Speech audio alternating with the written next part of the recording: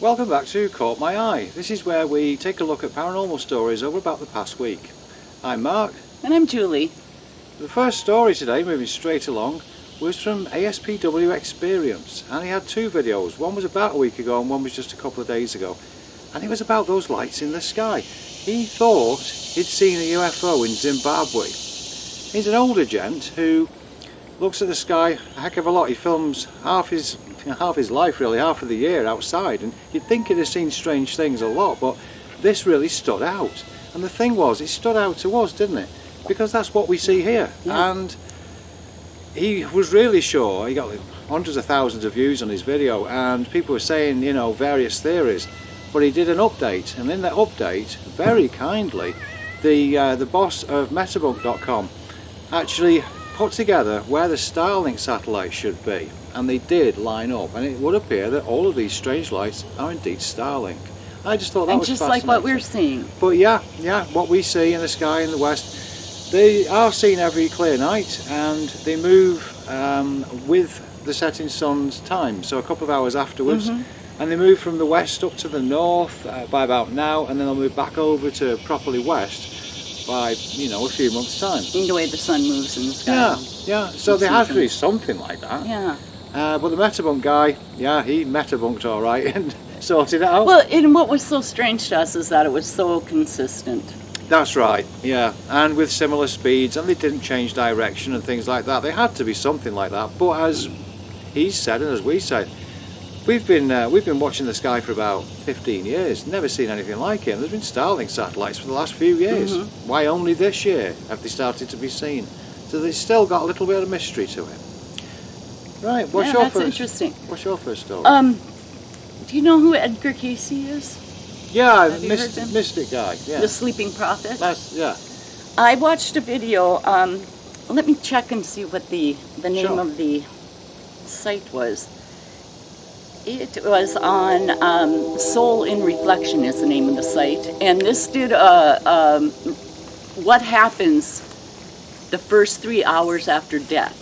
What happens to your consciousness? What happens to your soul? He illustrates with readings that he did for women who were looking to see if their husbands had passed quietly, if they're safe on the other side, if they're what they're doing over there, that kind of thing. Yeah. It was really interesting because he said that when you die, you don't go right to the light, like they say in modern theory kind of thing. Sure. He said what happens is that your soul is still connected to your body by the silver cord. Now, we've heard of this in out-of-body experiences, that you feel a cord attachment to your soul when or your consciousness when you leave your body. And he said that this happens with death. And that so your first experience is that you are lifted out of your body and you are attached by a silver cord. And then you go through a life review, but it's not like the zip pass through your life and you go, oh, well, that was cool. It's you review methodically and purposefully every action that you took in your life that caused pain to somebody else, that caused joy to somebody else. And you go through that review and you start getting an idea, I might have some work to do yet. So the next phase they go through is that it's like you're preparing to move house. You're kind of packing up your kind of stuff and saying goodbye. You have your little time to get a little bit of order in. Is this when people might experience somebody sitting at the end of the bed and that kind of thing? Yes, it is. And you may feel a soul connection. Right. When this is going on. And you do have contact with loved ones. If they are making contact with you, you will feel it in your soul. You know, you might get signs like, I know for you it's white feathers. For me it's cardinals. And yeah, I you're remember, not the Pope type people. You mean no, the bird. When my grandma died, it was pennies. You find pennies everywhere. So you might get things like that. Okay, now that's the heart consciousness thing, the saying goodbye and all this kind of thing happens during the second hour. And then the third hour, this is where the main work goes. This is where you're not only reviewing your life, you're reviewing your lives, your whole entirely of your soul. Right. Right. And you decide, do I want to return immediately, be reborn immediately, and work out my karmic debts? Or do I want to stay on this side and help other souls And of course, I transfer suppose over? because the time doesn't work in the same way, you may decide, yes, I'll go back immediately. And it's 80 years later. That's the thing. Or 8 minutes. They may, when they go through that, once they've made this decision, they will go through a period of adjustment that may be days or it could be years. But it's pretty much the same period of time perhaps on the other side, but different over here. But and then again, is there any concept of time once you pass? Right, So. sure. But I would encourage go looking at that video. It is called, it had kind of a long, Edgar Cayce reveals what happens in the first 3 hours after death, and this is a soul in reflection. Go there, see what the readings were, what the ladies asked. Yeah. All right? What do you got? Actually, I would like to mention this one. It was from UnchartedX, and there was another video that I saw yesterday as well. But it's about this situation in Egypt, and underneath the Egyptian, is it that, it might not be the plateau, it might be that place that's, is it 80 miles away? Yes, I believe it is away from... And I can't remember the name. I'll put it down below. But the thing being that they seem to have found, for all the world, a metallic Tic Tac underneath. There seems to be something that isn't wooden and it isn't stone, and there's something underground. It's something like 80 metres down and it's 40 metres in size, which for our American viewers is a long way down and it's very big. And it's big. But, Not quite as big as a football field. but yeah, so something weird is under there, and they were showing lots of different slides as well about those columns and things they seem to have found by this similar process. Yeah.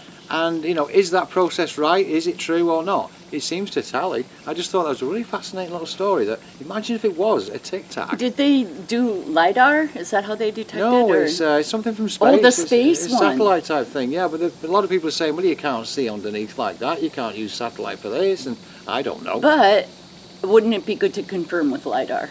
Just that location? It would be great if people could just get, shovels and things out and have a good old look. And I think that's where Egypt's going, really, for these kind of discoveries. Particularly with tunnels and all sorts of things that we know are underneath. They're finding so much now. Yeah, it may not be paranormal as such, but if it was a Tic Tac, it was a UFO, it would be paranormal then. Right, yeah. So anyway, just a quick one there, and That's interesting. move over to your next one. It's interesting. I just want to segue a little bit. How much they are finding still in Egypt. You know, we thought that the great days of Egypt, maybe 70s, it kind of paid. Okay. I think, my opinion, Zawi Hawass You slowed kind it of all messed down. stuff up. Yeah, slowed it all down really, I think might be the way. Yeah. Anyway, my next story is by Peter Laws and his site. That's the guy with the keyboard at the side. I just Yeah. know him by that. Yeah. he always has a musical keyboard at the side of him. Yes, and he has a site called Into the Fog with Peter Laws. And he tells ghost stories and relates stories that people have told him, stories he's researched. Interesting man. He was anti-Christian when he was growing up, rebellious kind of thing. And then he kind of had a change in heart and became a Christian. Actually went to become a priest, was in the seminary for a while, changed his mind. And now when he does his videos, his investigations and thing, he said, I realize I sound like I'm a Christian pushing a Christian agenda. But he says, really, I want everybody, I accept all faiths, and, you know, and that's the same with me. I realize sometimes I do refer to the Bible a lot, and it's mostly just for historical context, because I know generally people know the Bible. Right. So I'm not forcing anybody's religion or my religion or anything down your throat. So anyway, what happened with Peter Laws, and this is a video called It Happened to Me. And it was about when he was a teenager back in 1993. He and a bunch of friends had been out just hanging around like you used to do, sitting on the wall, talking kind of thing. Yeah. And he and another friend went to his place, and a third friend went off on his own. And about 12:30, 1 o'clock at night, this friend comes knocking on the door, and he said, I saw a ghost. And they said, where did you see it? And he said, come with me. And they went to this place called the Hermitage. And this is in Chesterless Street in England. Okay. And this hermitage was a huge mansion and became a nursing home. And at present, it was being renovated or something. And the friend took him back in the garden and pointed up on top of the greenhouse and said, "This is where I saw it." And they didn't see anything up there then, and they were just kind of looking around the garden, and the two friends kind of went off on their own, but Peter was left by the greenhouse, and he looked up, and he saw this black, gangly figure menacingly doing this kind of thing. Heck, yeah. Yeah. They all freaked out. They ran out of there. But that wasn't the end of it. This thing followed him through his life until a point. But I think you should go to the video and find out how this black creature affected him after the encounter. That would be frightening if it followed him through life as well. Yeah. You continually, presumably he continually saw this thing. Well, the thing is that he met with a priest and one of the parish, and he did kind of a confession thing, just sat for a couple hours and talked to him, relieving himself of all this burden and stuff. He said he felt better. But that thing, still. Wow. Go find out. Peter Laws, Into the Fog with Peter Laws. My last one for today was Beyond Skinwalker Ranch. I love it. And, well, the thing was, it was about Kecksburg, 1965, the UFO. And some think it was Die Glocke from Nazi Germany doing a time travel thing. Very strange stuff with Mercury spinning round. Anyway, they went there and they got those strange signals at about 1.6 gigahertz and 1.7 gigahertz in a hollow that was supposed to be where the craft landed. Then the thing was, though, they went up a hill and they didn't get those signals anymore. And really, normally, when you go up a hill, you get more signals for radio, don't you? And they didn't. And that was absolutely fascinating. It's a really good little video. It's only about a 10-minute clip, I think. And it's just such a thing that why would they get those signals? It's 1.6. What is that? And why would they get those signals in a hollow and not above that hollow? Right. But also, there is a fascinating other mystery to all this whole thing, and that is, how does that one guy put all his hair in a small cap? Oh, that dude? Yeah. He's got so much. Julie likes him anyway. He's hot. Yeah. He's hot. But he's got all this massive hair, and yet he wears a cap. A toque, and it fits all under there. There you go. Real mystery of John Skinwalker Ranch. Anyway, over to you for your last one. Well, let's see what we got here. All right, the last one I've got here is an Italian research team, paranormal investigative team. Yes, you wanted to highlight a team, didn't you? Yeah. I like to go back and look at international teams, see how they do it. If you recall back, I brought up one of our first videos, I brought up the team from Southeast Asia. Yes. I think they were Filipino. I did notice we got a Filipino subscriber. Yay. Yes, Hi. yes, thank you. So this Italian team is called, and excuse me, I have to use this, and I don't speak Italian, Minuti di Terrore. Minutes of Terror. Minutes of Terror. Minutes of Terror. Yeah, apparently. And the group is called Midnight Team with David Milani.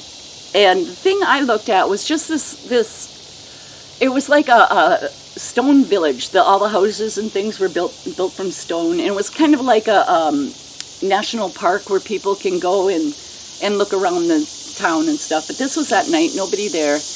And of course I couldn't... Nobody living. You're right. Anyway. Yeah. Of course I couldn't understand the language, but you still like to see what methods they use. Sure. One thing I noticed about them is they don't use any instruments, or at least they didn't on this investigation. Okay. They just used their flashlights and did some calling out, and perhaps they used some physical feeling of their own too. Okay. Yeah, because you do I do agree with you. You do get used to the, what we could say, American ways and English ways of using a bunch of equipment that you see all over the place. You know, your REM pods and your whatevers. And sometimes it is good to see a group that does do things differently. And still, I have a problem with it. Prove that EMF spike means there's a ghost there. Right. That's just me. Sure. You know. So, anyway, I encourage you to check out international teams, even if you can't understand the language. It's just notice how they interact with each other. Notice how they're interacting to the spirits, perhaps, and notice what kind of instruments or not that they use. Right, well, thank you very much for watching this. Caught my eye. It's been fun. And we'll see you next time. Have a great time. Bye-bye.